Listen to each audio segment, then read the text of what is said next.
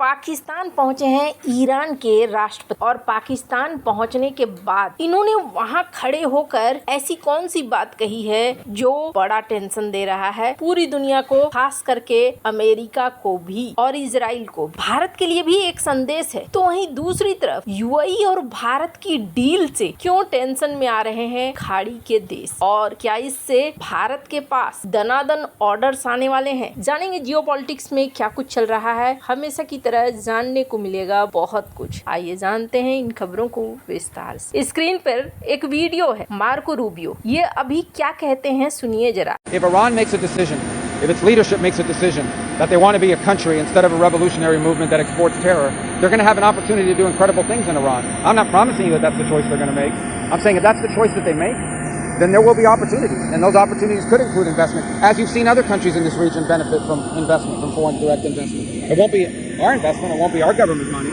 but I think that is something that's going to happen. इन्हें सुनकर एक चीज समझ में आएगी कि शायद ये सोच नहीं पा रहे हैं कि आगे होने वाला क्या है। यहाँ पर इन्होंने ईरान को एक ऑफर दिया है और ऑफर देकर ये कहा कि ईरान अगर एक देश की तरह आगे बढ़ना चाहता है तो हम उसकी मदद करेंगे। बहुत सारी मदद जाएगी जिस तरीके से एक देश को जाती है, और देश की तरह वह उन्नति करेगा। आतंकवादियों को पोषण देना बंद करना चाहिए ईरान को, उसे छोड़कर उन्नति की तरफ बढ़ना चाहिए। जिस देश के साथ वो ये बातें कर रहे हैं, अगर ऐसा था पाकिस्तान को मध्यस्थ बनाने की कोशिश ही नहीं करनी चाहिए थी। अभी अगर आप देखेंगे तो ऐसा लगता है जैसे इस पूरी डील में पाकिस्तान ईरान की तरफ से खेला, अमेरिका की तरफ से पाकिस्तान कम खेला, और कहीं न कहीं अमेरिका को इस चीज का एहसास होगा कि शायद उसने पाकिस्तान को शामिल करके ही बड़ी गलती की थी। इसका एक एग्जाम्पल देखिए। अभी इस डील के बाद, हालांकि ये एग्रीमेंट कब तक चलेगा कहना मुश्किल है, क्योंकि ये एग्रीमेंट कभी भी टूट सकता है। अभी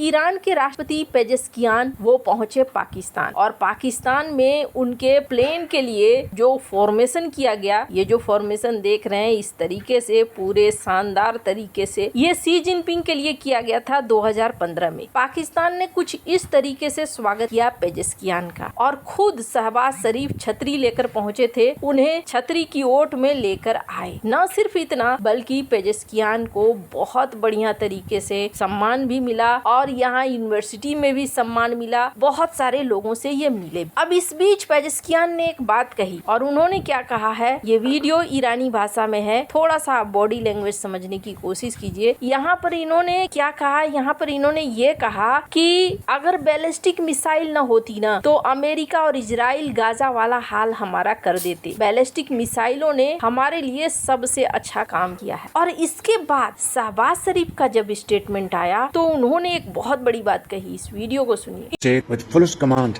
at my domain that this MOU does not mention about ballistic missiles. It was never on the table. It was never on the agenda. And Iran side never wanted to even discuss about it. So that is not an impression. That is a fact of matter. There are spoilers all over the world to scuttle this peace deal. They don't want Iranian nation, great nation, to come out of this ashes of war and touch the zenith of glory.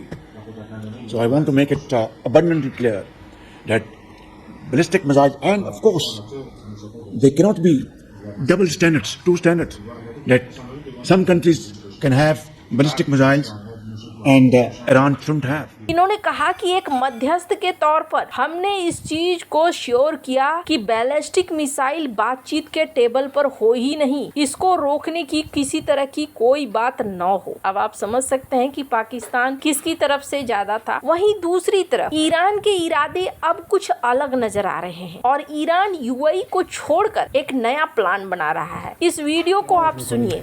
Based on this fact, we stretch our hands of friendship to establish a common understanding and build a new security structure in the region for the countries in the region. Your Excellency mentioned the leaders of different countries such as Qatar, Saudi Arabia, Egypt and Turkey. I believe it was Qatar, Saudi Arabia, Egypt and Turkey. I believe it was a very well placed mentioning of the roles that these authorities and that these leaders actually played in the discussions that led to the peace. यहाँ पर पेजेस्कियान एक नया NATO बनाने की कोशिश कर रहे हैं, और इन्होंने खुल्लम खुल्ला ऑफर दिया कि कि सऊदी हो, इजिप्ट हो, पाकिस्तान हो, तुर्की हो, ईरान हो, ये मिलकर एक गठबंधन बना ले और दुनिया के ये मुस्लिम एकजुट होकर चलें। अगर किसी तरीके से कोई हमला होता है तो फिर उसका जवाब दे। पाकिस्तान, सऊदी, इजिप्ट, तुर्की पिछले कुछ महीनों से इस्लामिक नाटो बनाने की योजना पर काम कर रहे हैं और मसूद पेजेस्कियान के बयान से साफ मतलब है कि ईरान भी उसमें शामिल होना चाह रहा है। इन्होंने खुल्लम खुल्ला मुस्लिम देशों से एक संयुक्त मोर्चा बनाने का आह्वान किया ताकि क्षेत्रीय सुरक्षा के ढांचे के लिए एक दोस्ती का हाथ बढ़ाया जाए। अब ये इस्लामिक नाटो की बात जहाँ तक आ रही है, इससे आपको समझ में आ रहा होगा कि मिडिल ईस्ट में एक नई शक्ति का उदय हो गया है। साथ ही ईरान ने यह भी कहा कि पाकिस्तान हमारा दोस्त और भाई जैसा है और हमारे संबंध ऐतिहासिक हैं, सांस्कृतिक हैं, धार्मिक हैं। अब यहाँ पर यूएई को इन्होंने लिस्ट में शामिल नहीं किया है। अब इस बीच अगर यूएई की बात करें तो यूएई की तरफ से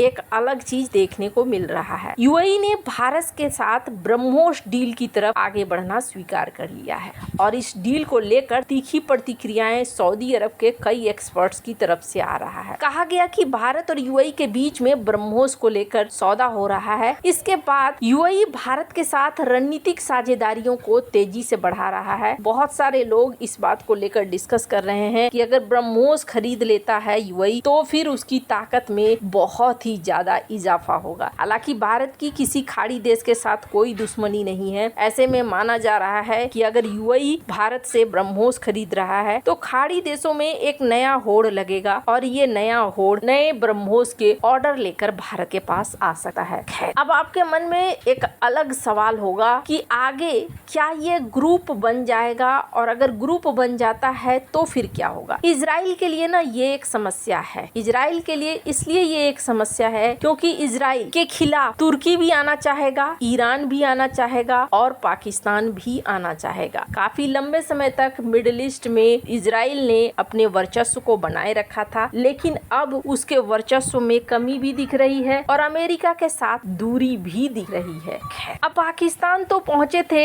ईरान के राष्ट्रपति पाकिस्तान के न्योते पर। पाकिस्तान ने ये कोशिश भी की कि वो यही दिखाए कि पूरे मध्यस्थ में रोल पाकिस्तान का ही है और पाकिस्तान ने ही ये डील करवाया है। स्क्रीन पर इस वीडियो को सुन भी सकते हैं, शहबाज शरीफ बोल रहे हैं। Your Excellency, Pakistan and Iran are far more than just neighbors. We are brothers bound together by centuries of shared history, faith, culture and civilizational links. Iran's success is our success and Iran's loss is our loss. This sentiment, Your Excellency, reflects deeply the feelings of the people of Pakistan. Pakistan remains grateful to the Iranian leadership for reposing your abiding trust in Pakistan to initiate and mediate this peace process. And by the grace of God, we have अगर done Iran this. का loss होता तो हमारा loss होता और हम ये चीज नहीं चाहेंगे। वैसे आपको क्या लगता है, क्या ये ब्लॉक बनेगा और बनेगा तो क्या ये टिकेगा? कमेंट कर अपनी राय जरूर बताएं। जल्द मिलते हैं अगले वीडियो में नई खबर के साथ।